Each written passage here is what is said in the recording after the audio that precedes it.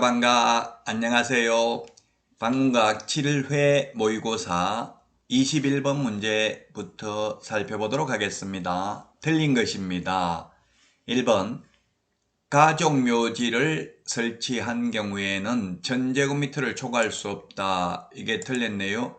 가족묘지는 100제곱미터를 초과할 수 없습니다.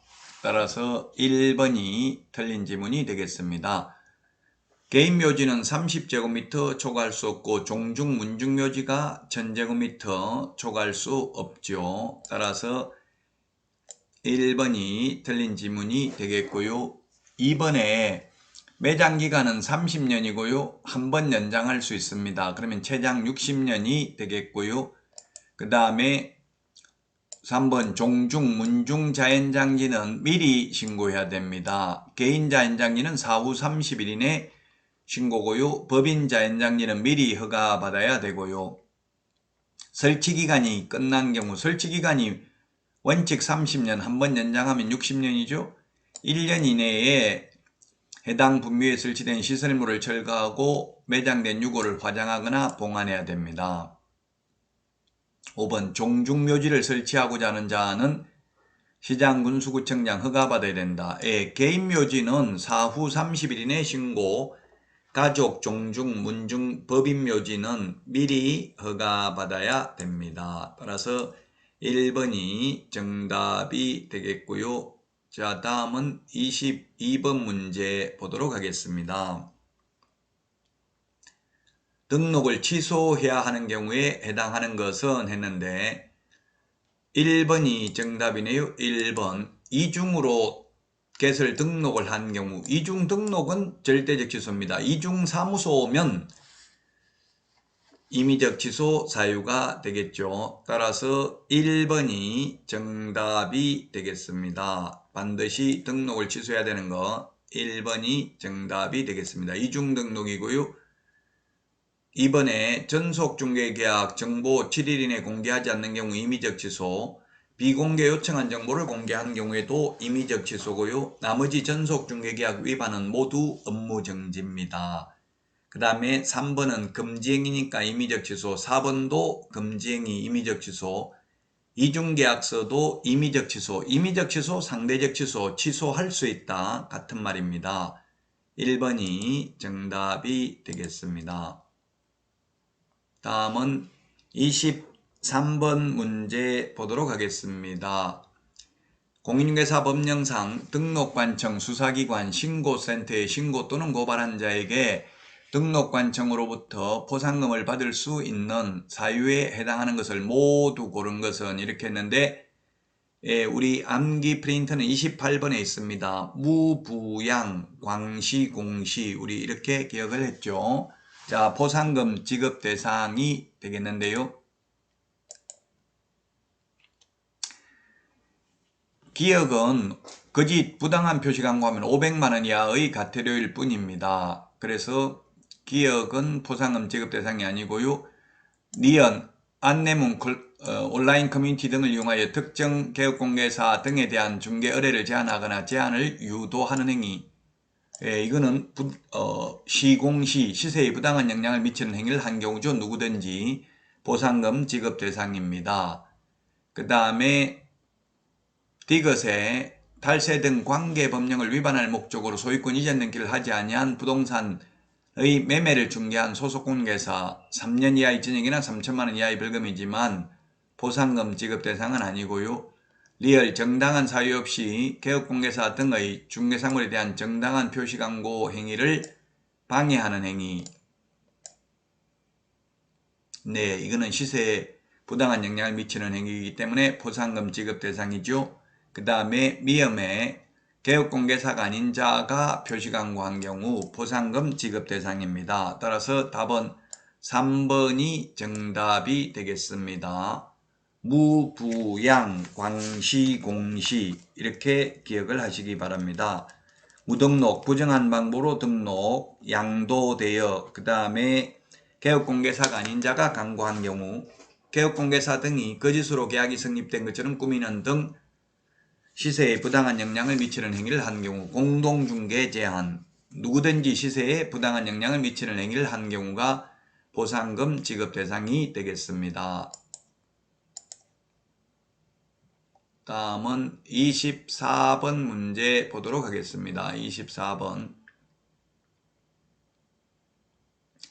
매수 신청 대리인으로 등록을 한 개업공개사 을에게 민사집행법에 의한 경매대상 부동산에 대한 매수 신청 대리 위임을 하였다. 이에 관한 설명으로 틀린 것입니다. 1번 보수 지급 시기는 약정이 없을 경우에는 매각 대금 지급 기일로 한다. 이게 틀렸네요. 매각 대금 지급 기일이 아니라 매각 대금 지급 기일이 아니라 매각 대금 지급 기한입니다. 기한. 옛날에 기일에서 기한으로 바뀌었죠. 옛날에는 돈 내는 날이 딱 정해져 있었습니다. 그런데 지금은 만약에 예를 들면 9월 26일까지 돈 내면 26일이 일요일이네요. 만약에 24일까지 돈 내면은 23일 날 돈 있으면 돈 내도 됩니다. 옛날에는 기일이기 때문에 딱 정해진 날만 돈을 낼 수 있었지만 지금은 기한입니다. 따라서 매각대금 지급 기한일입니다. 중개보수는 거래대금 지급이 완료된 때죠. 자, 그 다음에 이번에 공유자 우선 매수 신고는 할 수 있습니다. 우리 암기 프린트 34번에 있는데 할 수 없는 것은 소송대리, 명도소송, 배당이의소송, 항고소송, 기일변경 신청은 대리할 수 없습니다. 그건 변호사가 하는 일입니다. 자, 그 다음에 3번에 매수 신청 대리에 관한 보수표와 보수에 대하여 위임인에게 위임계약 체결 전에 설명을 해야 됩니다. 그렇죠. 위임계약 체결 전에 설명을 해야 되고요. 4번에 을은 매수 신청 대리꾼의 범위에 해당하는 대리행위를 할 때 매각장소 또는 집행법원에 직접 개업공개사가 출석해야 됩니다. 법인의 경우는 대표자가 출석해야 됩니다. 따라서 임원이나 소속공개사는 매수신청대리 실무교육을 받을 필요 없죠? 왜? 매수신청대리를 할 수 없기 때문에 그렇습니다. 5번 을은 개업공개사이거나 법인인 개업공개사일 것 이렇게 되어 있는데요. 이게 조금 입법의 불비라고 보여집니다. 이때 개업공개사라는 말은 공인중개사인 개업공개사라는 의미입니다. 즉 부칙개공은 매수신청대리인 등록을 할 수 없다는 뜻이 되겠습니다. 답은 1번입니다.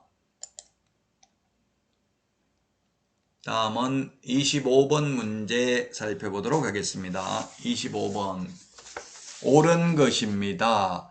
1번 갑의 업무상 행위에 대해서 병이 손해배상 책임을 지는 경우에 갑은 손해배상 책임을 지지 않는다. 갑이 보조원입니다. 병이 개업공개사고요. 즉 직원이 잘못했을 때에는 잘못한 직원 당연히 책임이 있고요. 사장에게도 책임이 있는 거지 사장에게만 책임이 있는 거 아니죠? 그래서 1번 틀렸습니다. 갑이 직원입니다. 잘못한 직원 책임 있습니다. 그 다음에 2번에 보면은 병은 을에게 거래계약서 작성하게 할 수 있다 했는데 보조원에게 계약서 작성하게 할 수 없습니다. 을이 보조원이죠. 그 다음에 3번 을 보조원의 업무상 행위는 그를 고용한 개업공개사의 행위로 추정하는 게 아니라 본다. 추정하는 게 아니라 본다. 따라서 틀렸습니다. 그 다음에 4번에 병은 을 보조원의 고용관계가 종료된 때 고용관계 종료신고는 10일 이내입니다. 따라서 틀렸고요. 정답은 5번입니다. 병 개업공개사가 갑이 직원이죠. 소속공개사입니다. 위반 행위를 방지하기 위하여 상당한 주의와 감독을 게을리하지 않았다면 양벌 규정에 의해서 벌금형으로 처벌받지 않습니다. 5번이 정답입니다. 양벌 규정은 즉 형사사건의 경우에는 과실책임입니다. 고용자 즉 사장 책임은 과실 책임이기 때문에 과실이 없으면 벌금을 받지 않습니다. 다음은 26번 문제 보도록 하겠습니다. 교육에 관한 설명으로 옳은 것입니다. 시험에 교육제도 반드시 출제가 되죠. 1번 소속 공인중개사는 고용신고일 전 1년 이내에 시도지사 또는 등록관청이 실시하는 실무교육 받아야 된다. 실무교육은 시도지사가 실시합니다. 그 다음에 연수교육은 관보에 공고하는 게 아니라 대상자에게 통지합니다. 그래서 틀렸고, 그 다음에 3번은 시도지사가 아니라 국토부 장관이 지침을 마련해서 시행할 수 있고요. 4번은 연수교육은 직무 수행에 필요한 법률 지식은 실무교육의 내용이 되겠습니다.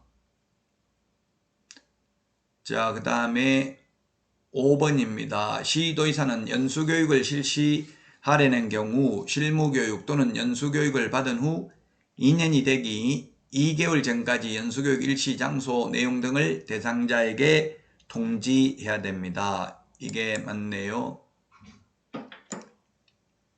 올해는 여러분들도 그 실무교육을 인터넷으로만 받으면 됩니다. 제가 실무교육 하는 데는 동국대학교 공인중개사 실무교육 인터넷 치면 사이트 나옵니다. 13만원 돈만 내고 그냥 인터넷에서 듣고 수료증 출력해서 제출하면 됩니다. 올해는 전국 어디에 있는 분이든지 간에 뭐 협회에서 받든 대학에서 받든 상관이 없습니다.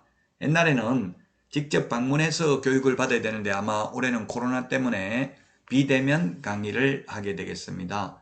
제 강의를 듣고 싶으면 동국대학교 공인중개사 실무교육 인터넷에 치보시면 되겠습니다. 자, 다음은 27번 문제 보도록 하겠습니다. 답은 2020년 10월 10일 자기소유 주택매매와 관련하여 개업공개사 을과 전속중개계약을 체결하였다. 옳은 것입니다. 1번 계약서 확인설명서만 서명 및 날인이고 전속중개계약서 부동산거래신고서 등 모든 서식은 전부 서명 또는 날인입니다. 공인중개사법상은. 자, 그 다음에 2번은 정보공개는 7일 이내 하는 거죠. 10일 이내 하는 게 아니고. 그래서 틀렸습니다. 자, 그 다음에 3번이 정답이네요. 을이 일간신문에 정보를 공개한 경우에는 지체 없이 의뢰인 갑에게 그 내용을 문서로 통지해야 됩니다. 구두로 하면 안 되고요. 그 다음에 4번에 유효기간은 원칙 3월 예외 당사자 약정입니다. 5번은 구두 X입니다. 반드시 문서로 2주일에 1회 이상 업무 처리사항을 통지해야 됩니다.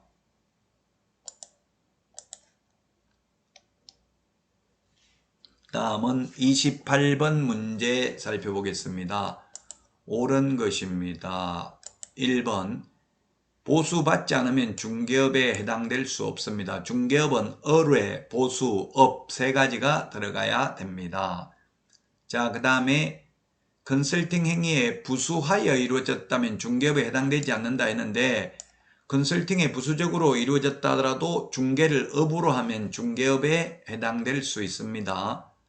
즉 무등록 중개업자로 처벌받는다는 이야기입니다. 컨설팅업자도 예를 들면 나는 컨설팅 위주로만 하고 중개는 많이 하지는 않았는데요. 이렇게 하더라도 그래도 반복적으로 했다면 중개업이므로 무등록 중개업자로 처벌받는다는 판례입니다. 3번에 등록을 하지 않은 자가 의뢰, 보수, 업 등록을 했든 안 했든 의뢰, 보수, 업 이 세 가지가 들어가면 중개업입니다. 의뢰에 의해서 일정한 보수를 받고 중개를 업으로 하면 중개업이 되겠습니다. 따라서 중개업에 해당하지 않는다 X입니다. 등록 아니하여도 중개업이기 때문에 이런 분을 우리는 무등록 중개업자라고 해서 처벌을 하게 되겠습니다. 4번 다른 사람의 의뢰에 의해서 일정한 보수를 받고 금전 소비대차의 알선에 부수하여 저당권 설정에 관한 행위의 알선을 업으로 한 경우에도 중개업에 해당된다. 이게 뭐냐면 현업에 가면은 은행에 대출을 알선하면 대출 커미션을 0.3% 정도 줍니다. 이게 중개보수입니다. 개업공개사는 받아도 되지만 개업공개사가 아닌 자는 받을 수 없습니다. 무등록 중개업자로 처벌받는다고요. 4번이 정답이고요. 5번은 공인중개사법에서는 미수범을 처벌한다는 규정이 없습니다. 따라서 중개보수를 받기로 약속만 하고 실제 수령하지 않았다면 공인중개사법 위반은 아닙니다.